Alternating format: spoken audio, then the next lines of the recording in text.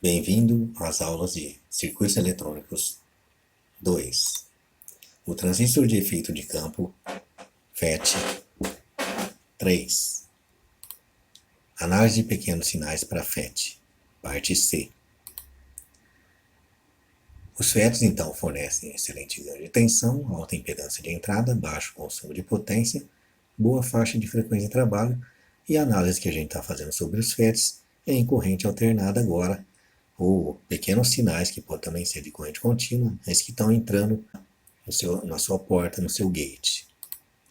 O equivalente, então, de corrente alternada do FET é aquele que a gente já viu, onde eu tenho aqui um gate, uma fonte e um dreno, né, e onde a minha tensão VGS é que vai fazer o controle da minha corrente ID, que equivale a GM vezes VGS. As impedâncias, então, para esse modelo de corrente alternada do FET, ele tem o ZI, que é a impedância de entrada, como infinita, aproximadamente infinita, o ZO como sendo a resistência do transistor, interna do transistor, RDzinho, que é igual a 1 sobre YOS.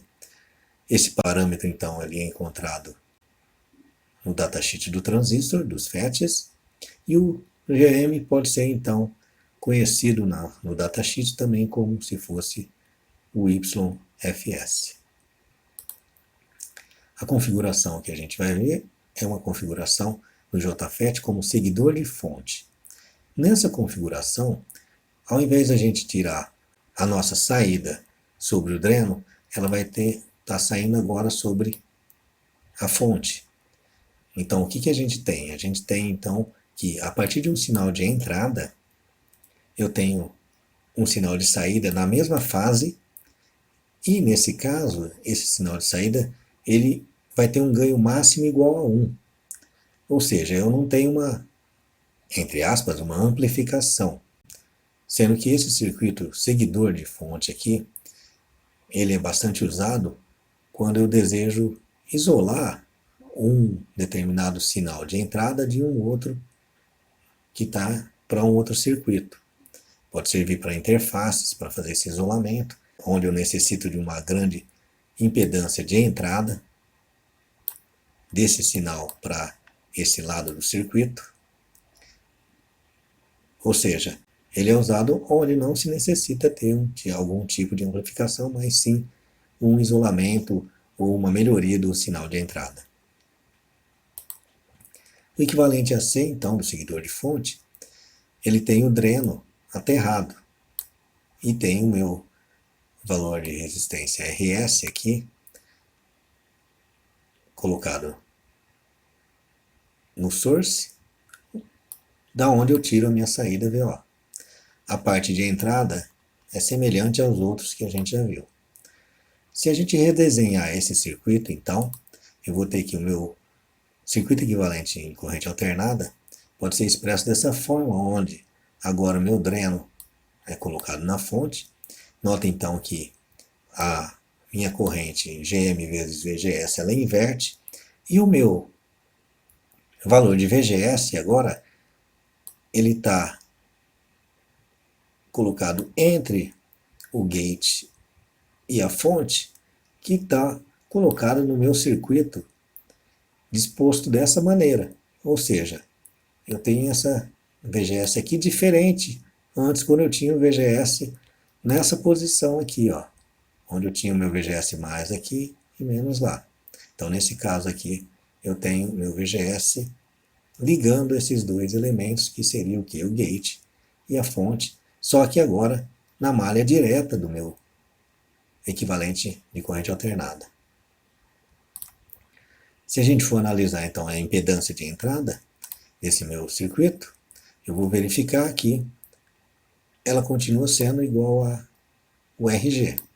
Então a minha impedância de entrada para ele continua sendo igual ao RG.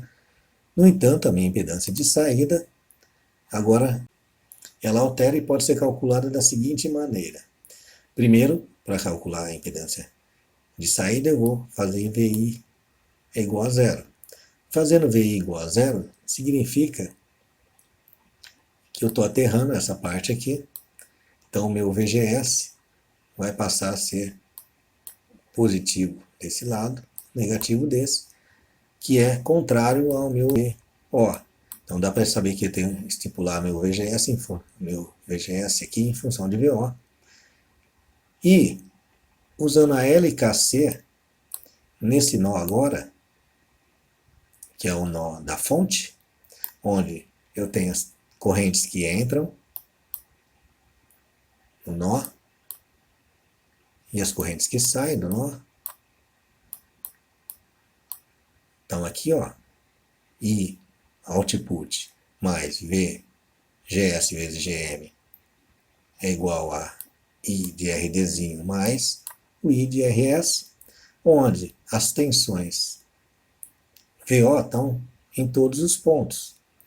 Nesse caso aí, eu posso expressar o I RDzinho como se fosse VO sobre RDzinho e o IRS como se fosse o VO sobre RS.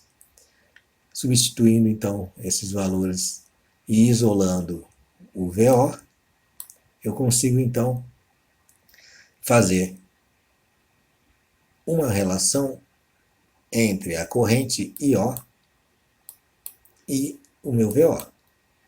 Então eu estipulo isso para encontrar a minha impedância de saída, ZO, que nada é mais do que o meu VO sobre o IO.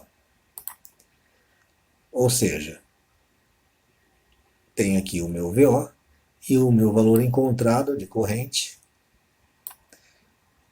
IO, cancelo esse com esse e vou ter somente 1 sobre RD mais 1 sobre RS mais GM, que pode ser escrito dessa maneira, que é o equivalente de 3 resistores em paralelo, que seria o RDzinho, paralelo com o RS, paralelo com 1 sobre o GM, que é a nossa transcondutância. Ou seja, o inverso da transcondutância é uma resistência. Se eu considerar então que o meu RDzinho é maior que 10 vezes o RS, eu posso então fazer a aproximação de ZO como se fosse o RS paralelo com 1 sobre o GM. Nesse circuito, então, a gente vai ter que a impedância de entrada ZI vai ser igual a RG e a impedância de saída ZO vai ser igual a o RS paralelo com 1 sobre GM. Está aqui. No caso do RDzinho maior que 10 vezes RS. Para o ganho de tensão, o que a gente vai ver? Vai verificar então as malhas que a gente tem nesse circuito. Se eu olhar bem, o meu VO pode ser expresso em função de quê?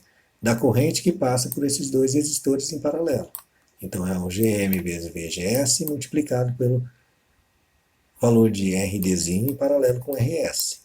Então eu tenho aqui uma expressão para ver. Ó, pela LKT, também posso, nesse circuito, seguidor de fonte aqui, verificar essa malha externa. Então eu tenho que nessa malha externa aqui, meu VI, está aqui, vai ser igual ao meu VGS mais o VO. Ou seja, o meu VGS ele pode ser expresso como se fosse o VI menos VO.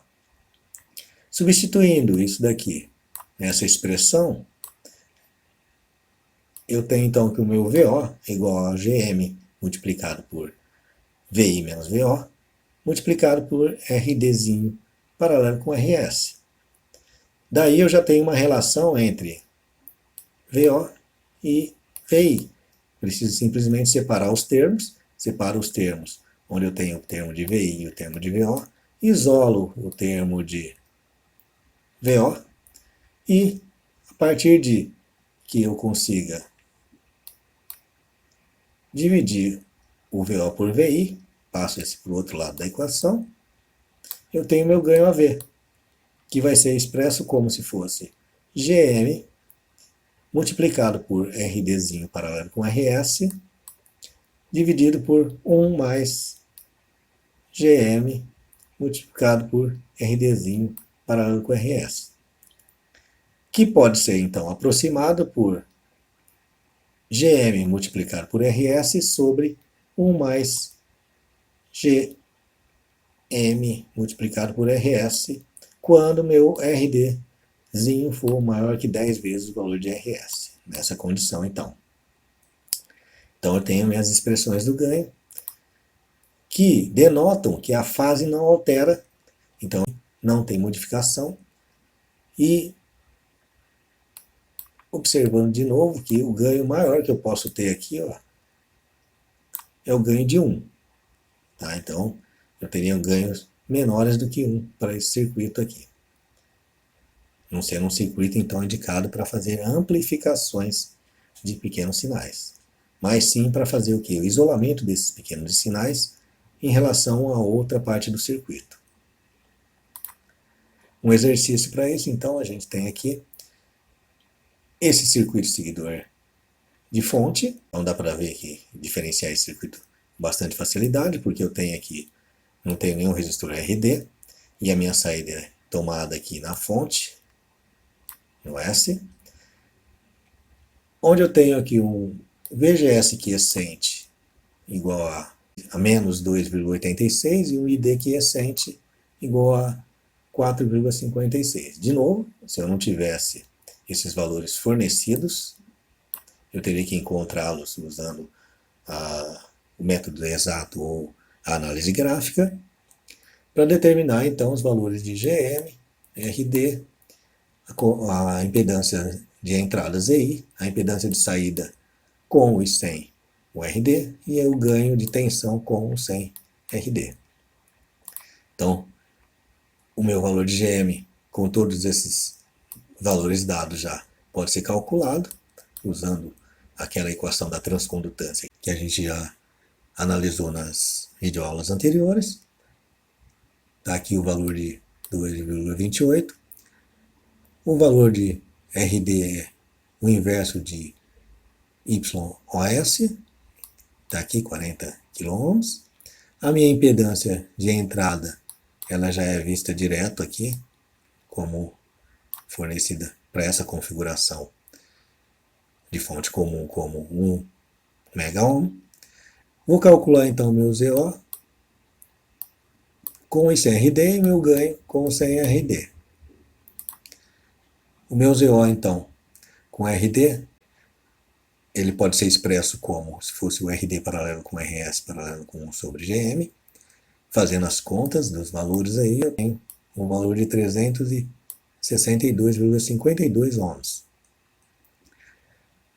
Se eu pegar então, fizer sem o RDzinho, eu tenho então um valor de 365,69 ohms, que são valores muito próximos. O interessante é notar aqui que, dentre esses três valores que tem aqui, ó, o menor valor é o valor de 1 sobre GM. Então, se eu tenho três valores em paralelo, ou se eu tenho resistência em paralela, o resultado do resistor equivalente vai ser menor que o menor resistor.